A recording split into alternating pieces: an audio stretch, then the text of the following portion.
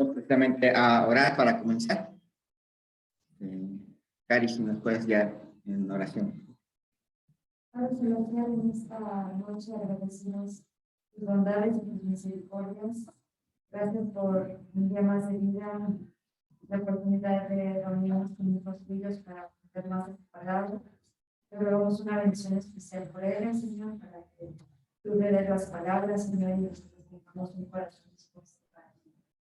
Cuídanos en el resto de esta tarde noche, Señor, y tengamos un ánimo para nosotros. Buenas noches.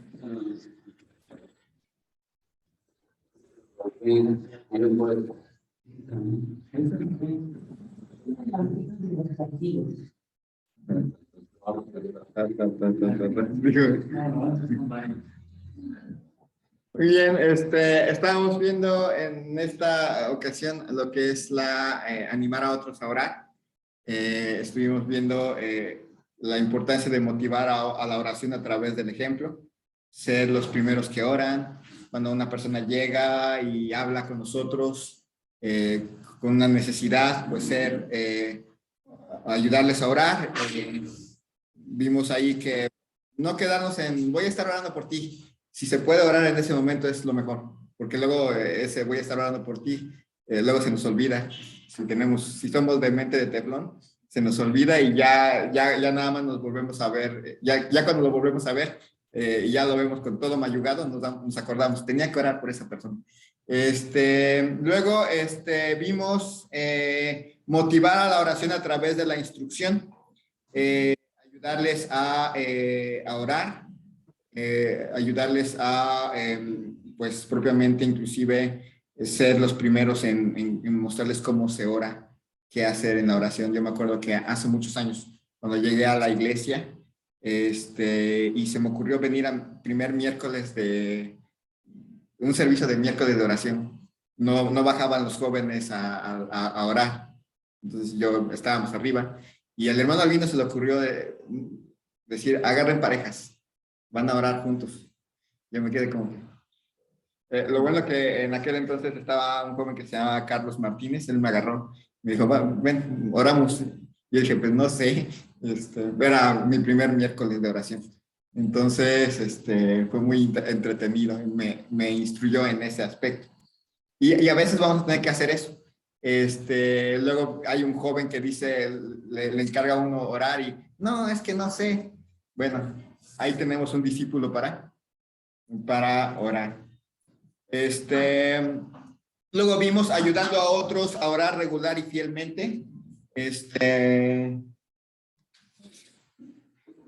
Ahí vimos planificar orar, ayudarles a las personas propiamente a lo que es establecer tiempos de oración, ayudarles a otros, comenzando con nosotros mismos, planificar orar, es decir, agarrar tiempos, empezar a disciplinarnos. Ya vimos que tanto para leer la Biblia como para orar se va a requerir disciplina, es decir, que a veces nuestro problema no es que no nos guste leer la Biblia, nos gusta, pero no somos disciplinados. No es que no nos guste orar, nos gusta, pero no somos disciplinados y no agarramos tiempos y decir, este es mi tiempo de oración.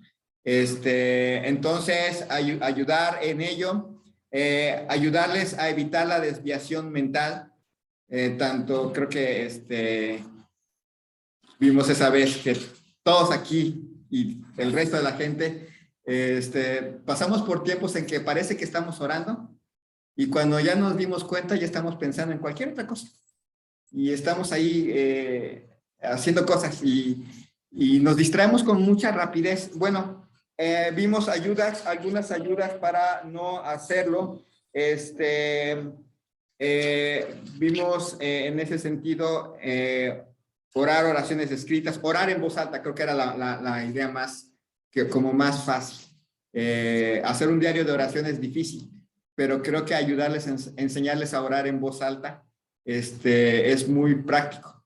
Decirles, bueno, si ya estás orando y de repente notas que tu mente ya está pensando en lo que dijo el presidente de la República en la mañana o en la nueva variante del COVID, bueno, ora en voz alta. Luego vimos otra manera de ayudar a otros es orar con otro cristiano. Incluir en nuestras reuniones personales oración. Si nos juntamos con alguien, orar con esa persona, mantener un registro de oraciones y respuestas.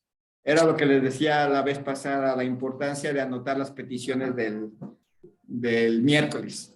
Estuve así de tentado se las voy a escribir y se las voy a mandar se las voy a mandar en PDF, como lo hacía antes. Pero dije, no, así es alentarlos a nunca agarrar un cuadernito y escribir las peticiones que van escuchando. ¿Para qué nos ayuda? Para que después podamos preguntarle a alguien que dio una petición, podamos preguntarle, oye, ¿cómo va tu petición? ¿Cómo va? Y eso causa que la otra persona se anime. A uno le anima ver que la otra persona se animó porque nosotros sí tuvimos en mente su petición de oración. Cuando se acuerdan de nuestras peticiones, nos animamos. No sé si ya se han dado cuenta que si ustedes ponen una petición en un grupo y después de mucho tiempo, ustedes ya no ponen la respuesta, pero alguien llega y, oye, ¿cómo va tu petición? Se siente bien. Ustedes mismos dicen, sí me puso atención, sí oró. Y eso nos anima a todos unos a otros. Y luego vimos orar hasta que ores. Es decir, a veces vamos a llegar muy cansados de tantas actividades y vamos a empezar a orar.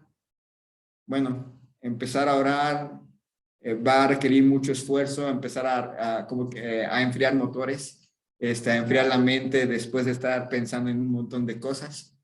Y hay que estar orando hasta que de repente ya nos damos cuenta, ya estoy orando, ya no estoy acordándome de lo que de cómo terminó una discusión allá abajo o cómo o del trabajo, ya estoy orando.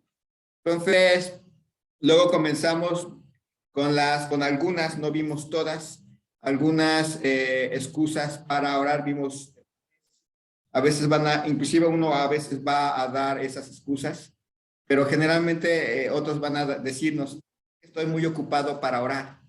¿No? Ya vimos una cita que nos habla de la importancia de orar siempre y no desmayar. Estoy muy frío para orar. También lo vimos. Hay veces que nos sentimos fríos. Y ya vimos también una cita acerca de cómo a pesar de la frialdad tenemos que ayudarle a la otra persona a orar. Y eso va para nosotros.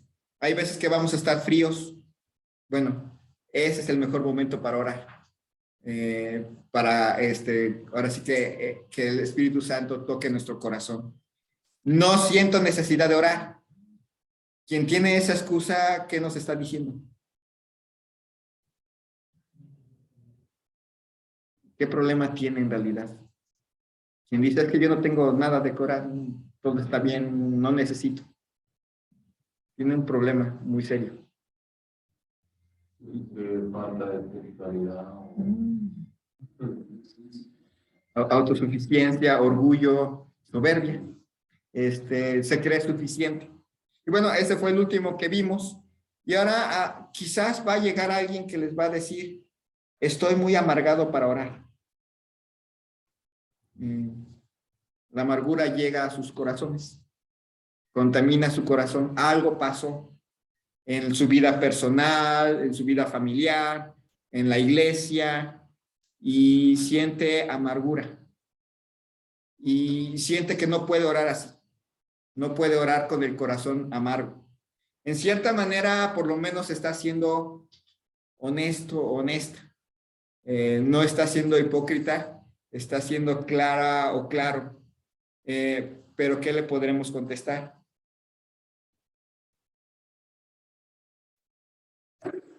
Mateo capítulo 6, versículos 14 al 15.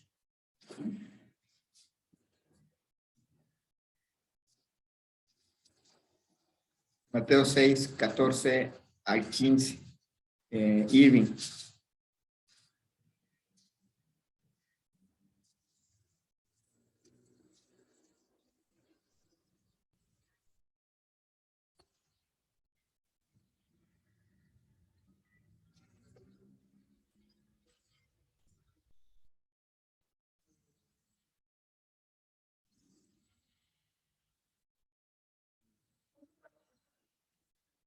Creo que di de esa, pero ya no recuerdo dónde quedaron los demás. Tenía un juego y de repente ya no tenía. Pero y después se las doy, porque sí las tengo. Sí tengo el juego de... Saqué un juego de esta clase, pero no recuerdo dónde quedaron. A veces me pasa.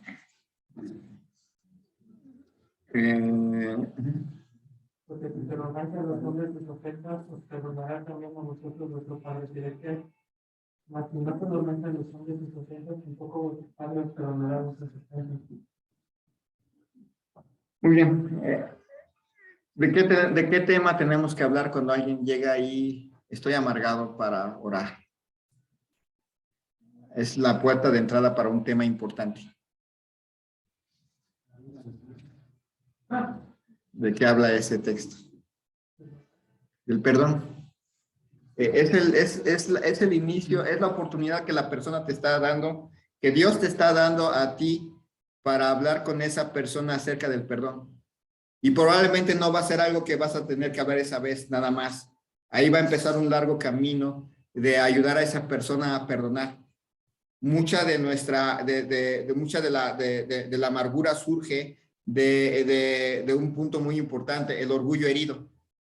De una u otra forma asumimos que la otra persona nos hizo mal y debe pagar. Y como no está pagando, nos estamos llenando de amargura. La amargura en realidad hay que hablarlo muy serio. No nada más nos afecta a la hora de orar. Nos afecta a la hora de servir, nos afecta en todos lados. Llega realmente a tomar a nuestras personas y nos llega a interrumpir en todo. Podemos intentar servir aún con esa amargura, pero tarde o temprano nos vamos a encontrar con la persona con la cual estamos amargados y lo vamos a notar. Dios no bendice el ministerio de alguien que no perdona. No lo bendice. O sea, podemos intentarlo, pero no lo hace. Entonces, es importante hablarle a esa persona acerca del perdón. La persona está sufriendo. La amargura es propiamente alguien lo ha dicho, que es como el cáncer del alma. A diferencia en cierta manera el cáncer, que pues con quimioterapias, con radioterapias, cirugía, pero el alma, no la puedes meter a un quirófano, no la puedes meter a tomar quimioterapia, no se puede. Y va comiendo. Familias enteras se destruyen, ministerios completos se arruinan, cristianos en su totalidad se lastiman mucho por la amargura. Iglesias se pueden realmente fracturar por la amargura. Así que es importante. Cuando una persona nos dice, es que no puedo orar porque tengo mucha amargura en el corazón, es la oportunidad que Dios te da de ayudarle a esa persona a salir. Segundo, estoy muy avergonzado para orar. Va a haber personas que han fracasado en su vida espiritual y les cuesta trabajo orar. Han caído en algún pecado muy serio. Bueno, todos los pecados son serios, pero en algunos pecados muy específicos que les da pena. Que dicen, yo creo que ya Dios no me va a oír porque pequé en algo muy feo. Algunos se van a abrir en sus vidas y les van a decir, bueno, es que hice esto. Es que hice aquello. Mucha gente en algunas iglesias van a encontrar que no pueden orar. Y la razón está ahí. La vergüenza ante Dios. ¿Qué le podemos decir a esa persona? Pues es que lo que el enemigo quiere, pues que ahí se quede, pero Dios quiere que se levante y siga adelante, porque dice que confiesa. Quien cubre sus pecados no prosperará, pero que confiese y se aparte alcanzará misericordia. Así que Dios, tenemos un abogado que es feliz. Okay. En el otro hablamos a la persona acerca de que necesita perdonar. Perdón. En esta, por primera vez, tenemos que hablar que necesita creer que Dios perdona. O sea, en verdad, cuando una persona confiesa sus pecados y se aparta, alcanza misericordia. Cuando una persona confiesa sus pecados, Él es fiel y justo para perdonar sus pecados. El problema es que a veces falta que la persona lo crea, que realmente se sienta perdonado. A veces se sabe perdonado, sabe que ha sido perdonado y hay que tener mucho cuidado porque hay veces que es la iglesia la que lo hace sentir que no está perdonado. Hay veces que es la iglesia la que lo hace sentir así. La persona realmente ya confesó su pecado, realmente ya pidió perdón, pero la iglesia se encarga de recordarle que pecó, fracasó y que no merece estar entre nosotros. Es muy distinto, ya notaron la distinción. Y cuando uno trata con esa persona y trata de ayudarle a orar, esa persona todavía siente la vergüenza. Ya confesó su pecado ante Dios, incluso ya confesó su pecado ante la iglesia. Pero cuando la iglesia no le ayuda, cuando no le ayudamos a esa persona a sentirse perdonado o a sentirse perdonada, la vergüenza va a seguir sobre su vida todo el tiempo. Entonces, una labor de la iglesia, una labor de nosotros como discipuladores, es ayudar a aquellos que sienten todavía su vergüenza sobre ellos. Ayudarles a creer que realmente Dios les ha perdonado, que Dios realmente ha cancelado su pecado, que Dios realmente los limpió de toda maldad, si realmente han confesado. A veces que tenemos que empezar desde lo básico, que es confesar. Desde ahí, confesar no es poner pretextos, yo pequé porque pasó, porque pues hay que entenderme, soy esto, etcétera. Confesar no es, pues yo llegué y le dije a Dios, perdóname por todos mis pecados. Eso sí es aplicable cuando no es salvo. Ahí sí no podemos acordarnos de todos nuestros pecados y vamos ante Dios y le pedimos perdón por todos nuestros pecados. Pero ya como cristianos es diferente.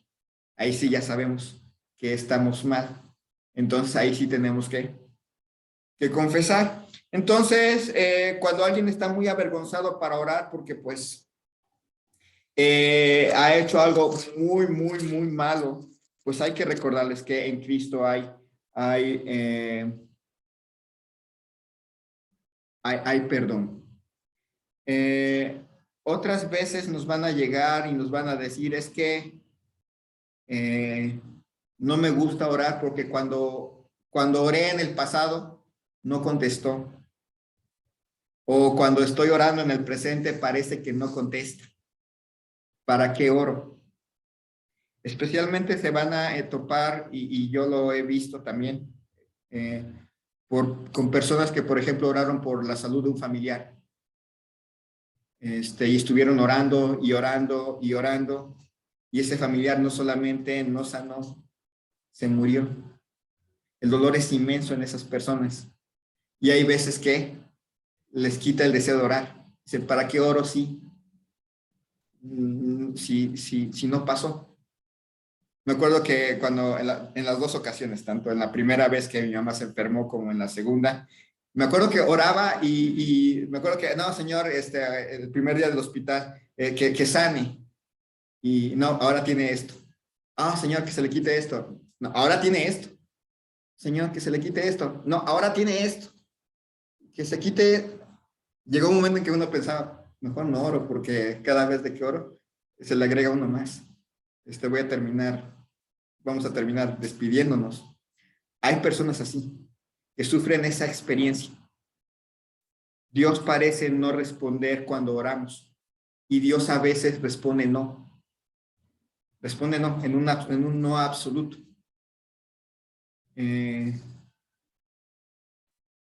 Segunda Corintios, capítulo 13.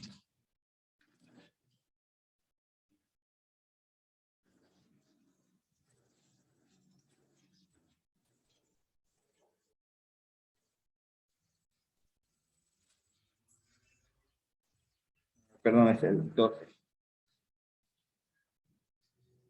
Versículo 9. 12:9. Lili. Gracias porque mi poder se perfecciona en la debilidad. Por lo tanto, de buena manera me gloriaré más bien en mis debilidades para que repose sobre mí el poder de Cristo. Y esto está en el contexto de que Pablo estaba pidiendo por su salud. ¿Y cuál fue la respuesta de Dios? No, a su salud.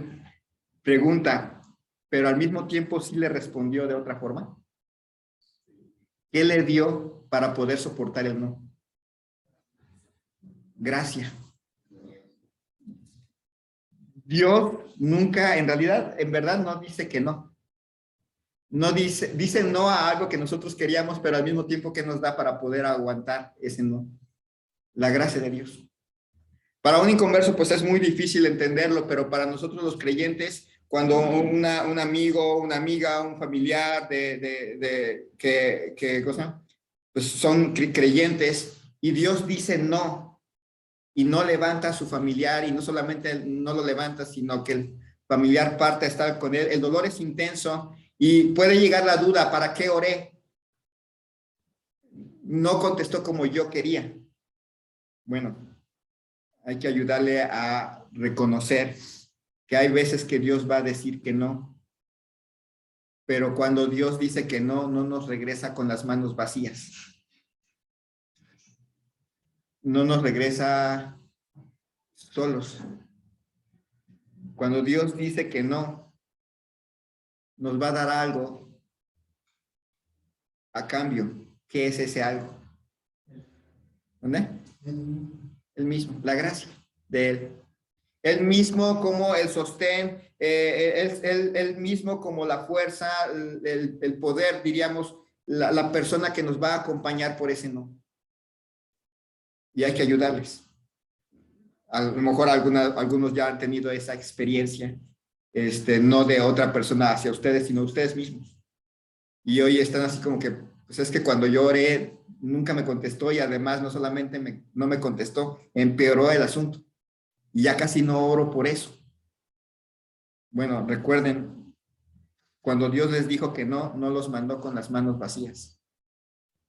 Les da de su gracia para aguantar el no, para salir adelante a pesar del no.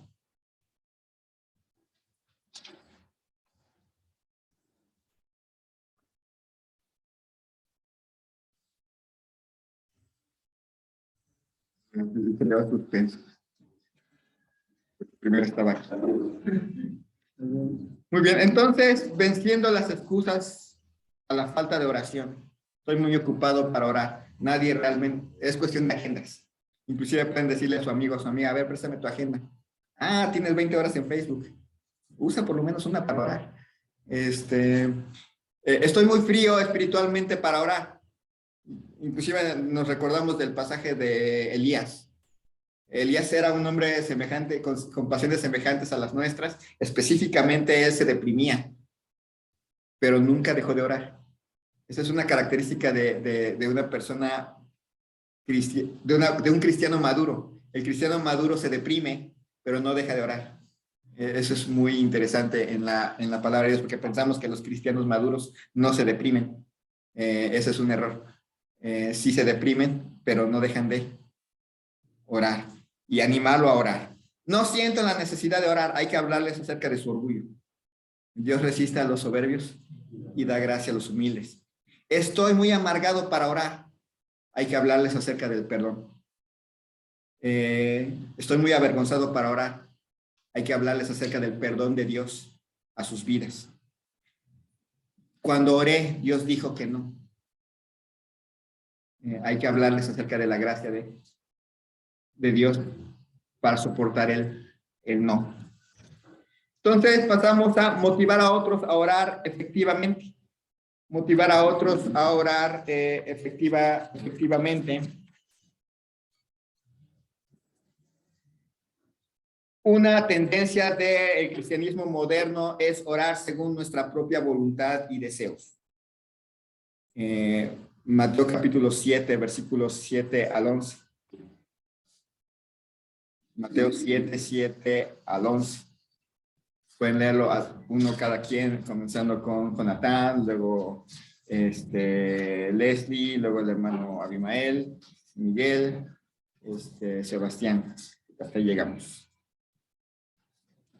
Okay.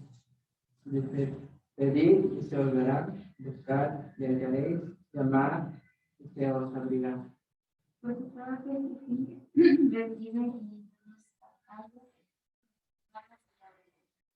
¿Qué hombre hay de vosotros que si tu hijo le pide el pan, le dará una piedra? Pues le pide un pescado, le dará una serpiente. Nosotros siendo malos, también dar dádivas a vuestros hijos, cuanto más vuestro Padre nos dará. ¿Se acuerdan de esas citas de buscar y hallaréis, pedir y se os dará, buscar y hallaréis? Y lo agarramos como pretexto a pedir y se os dará, Señor, dame una televisión de 20 pulgadas. Señor, dame un vehículo así, Señor, dame esto. Y lo concentramos, la Biblia dice, pide y se os dará. Y usualmente, a veces alentamos a las personas a hacerlo. No quiere decir que no expresemos nuestras necesidades, pero noten que muchas peticiones así, ¿de dónde surgen? ¿Y para qué son? Para gastar en nuestros deleites. Surgen de, pues, a mí se me antoja tener esto, y como la Biblia dice, pedid y se os dará, pues, lo voy a hacer. Mateo 21, 21 al 22. Mateo 21, 21 al 22. Raúl, y luego el hermano Rodolfo. Respondiendo Jesús les dijo, de cierto os digo, que si tuvierais fe y no dudaréis, no solo haréis esto de la higuera, sino que si a este monte dijereis, quítate y échate en el mar, será hecho. Muy bien, esa es otra cita pretexto, ¿no? La Biblia dice que si crees, puedes mover montañas. Entonces, tú puedes pedir y si tú crees, puedes hacer que todo se mueva para ti. Y algunos hasta llegan puedes ir y decretar. Yo decreto que pase esto. Yo declaro, es la otra frase que usan, declaro que esto ya es mío. Suena chistoso, pero así lo hacemos. Después vamos a ver a los que oran, pero ¿cuál es la fuente final de esa o la intención de esas oraciones? ¿Qué buscan? ¿Cuál es la finalidad de esas peticiones por lo general? No siempre, pero por lo general. El beneficio personal, la gloria de uno mismo. Uno dice, nos reímos de ellos, ¿no? O sea, jajaja, declaran y esto, pero habría que mirar hacia nosotros y ver por qué oramos. ¿Cuál es nuestro deseo al final? ¿Qué queremos al final qué queremos con la respuesta que Dios nos va a dar? No está mal pedir, a lo mejor tenemos algún problema del vehículo, por ejemplo, los que tienen carro y necesitan dinero para arreglarlo. No está mal pedirlo, pero ¿cuál es la finalidad hasta el último de que su carro quede arreglado? ¿Qué es lo que queremos lograr con nuestro carro? Bueno, su carro, porque no, o nuestras bicicletas arregladas, o lo que sea. Tenemos que ayudarles y ayudarnos a nosotros mismos a recordar que queremos la gloria de Dios como finalidad total de que nuestras peticiones sean contestadas. No queremos tener un carro nuevo para nuestra satisfacción. En realidad tenemos que buscar la voluntad de Dios. La gloria de Dios es lo más importante, es lo que más nos importa. Entonces, una oración efectiva va a tener esa finalidad. Y esa la oración, nunca debe ser un conjuro para obtener cosas. A veces lo hacen así. Bueno, los que declaran y los que decretan, lo hacen como conjuros. A veces lo hacemos nosotros. Y como les digo, siempre les recuerdo cuando estamos varias veces les he recordado. La parte más importante de la oración es al final. te lo pedimos todo en el nombre de nuestro Señor Jesucristo. Es la base. Pero la usamos como la frase mágica, la frase mística. No nos va a contestar Dios si no lo decimos de una manera apropiada. Por el otro lado, después de haber orado por un buen rato, ya queremos terminar y terminamos con todo eso. Te lo pido en el nombre de nuestro Señor Jesucristo. Amén. Ya, es la parte final. Ya dije todo lo que tenía que decir, pero esta es la parte que ya es como que la salida de la oración. La oración no son conjuros. No estamos así como que con la varita mágica. Luego veo así como que dicen por ahí, el poder de la oración. En realidad el poder es de Dios.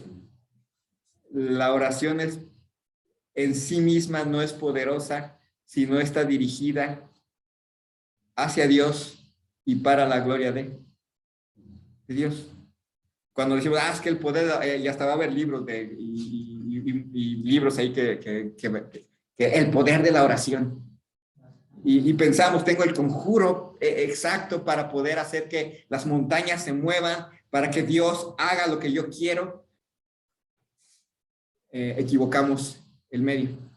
¿Por qué algunas veces las peticiones no son contestadas? Dice Santiago, es claro, no nos contesta porque lo hacemos para gastar en nuestros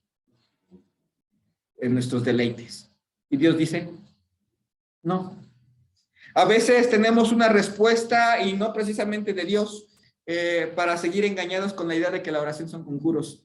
La oración efectiva es fruto de una relación con Dios. No es una técnica para la adquisición de bendiciones. Es fruto de la relación con Dios. La real oración efectiva surge de que nos relacionamos con Dios de una manera estrecha. Y asume su papel. Es el medio por el cual yo me relaciono con Dios constantemente. No es lo que yo uso para que Dios me conceda cosas. No es la lámpara de Aladino o la varita mágica. La oración es la forma en que yo me comunico con Dios y al mismo tiempo Dios se comunica conmigo. Y entonces las peticiones dejan de ser el centro de la oración. Ya se fijaron, vienen las peticiones, pero no son el núcleo. La relación con Dios es el núcleo. Y van a notar que esas sí las contesta Dios. El deseo de quererse relacionar con Él sí lo contesta, en un sí completo. Entonces, es importante orar, y para orar efectivamente debemos enseñarles a orar según la voluntad de Dios, con las motivaciones correctas, para acercarse a Dios de una manera correcta. Primera de Juan, capítulo 5, versículos 14 y 15. Primera de Juan 5, 14 y 15, creo que le toca a Susi. Y el 14 y a Cari, el 15. Y esa es la confianza que tenemos en Él. Pues pedimos alguna cosa conforme a su voluntad, Él nos oye. Sabemos que Él nos oye en cualquier cosa que pidamos. Sabemos que tenemos las peticiones que le hayamos hecho. Muy bien, para los que están en Zoom, creo que están ahí, nada más que han estado callados. Las oraciones que Dios va a contestar van a ser contestadas porque están alineadas ¿a qué cosa? A ver si alguien de Zoom.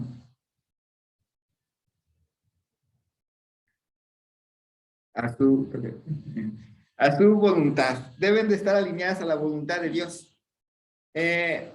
Tenemos que preguntarnos si seguimos la voluntad de Dios en nuestras oraciones. ¿Cómo sabemos si lo que pedimos está de acuerdo a la voluntad de Dios? Por la palabra de Dios. Definitivamente por ahí. Esa es la base para saber si nuestras peticiones están basadas, están alineadas con la alineadas con la voluntad de Dios. Por ejemplo, la salvación de un familiar. ¿Es la voluntad de Dios que oremos por eso? Sí, es su voluntad. Que Dios nos ayude a perdonar, ¿es su voluntad?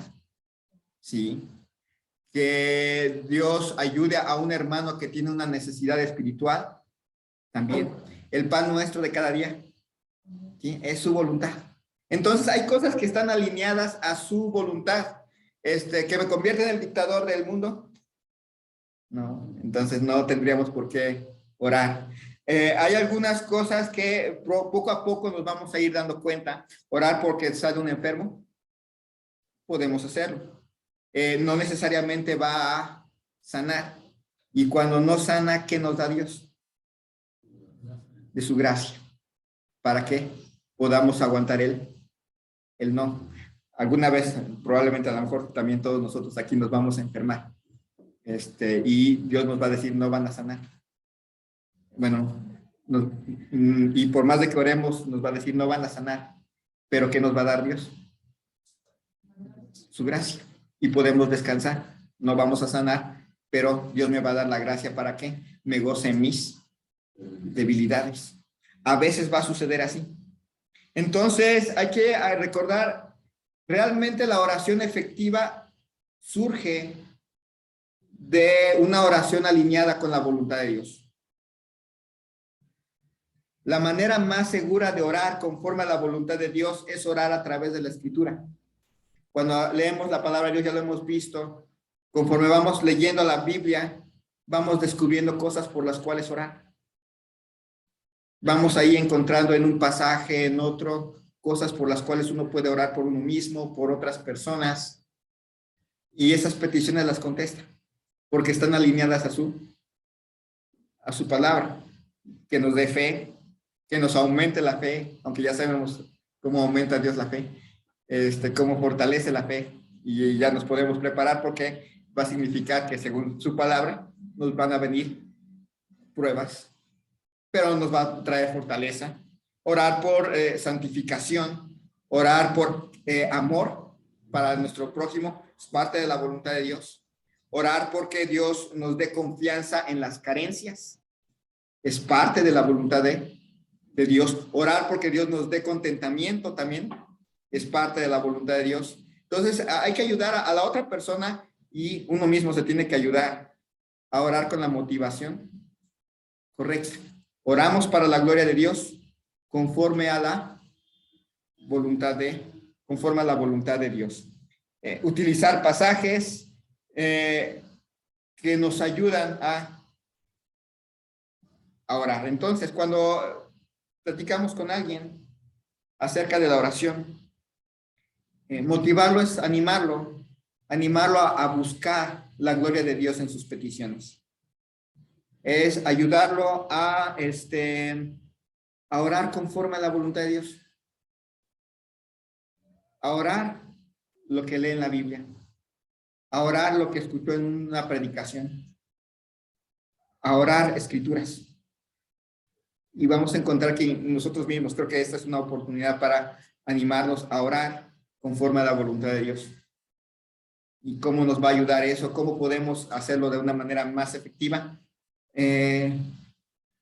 Terminan de leer su pasaje y no terminan, Señor, gracias por este pasaje, y vámonos.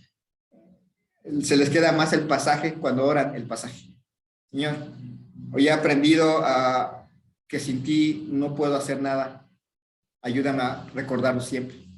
Señor, hoy he aprendido que tú eres mi rey y Señor, ayúdame a no olvidarlo.